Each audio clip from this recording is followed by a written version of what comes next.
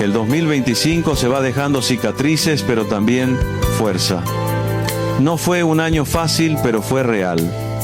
Me enseñó a confiar en mí, a soltar lo que dolía y a creer que lo que viene será mejor. Hoy despido este año con gratitud, con esperanza y con el corazón listo para empezar de nuevo.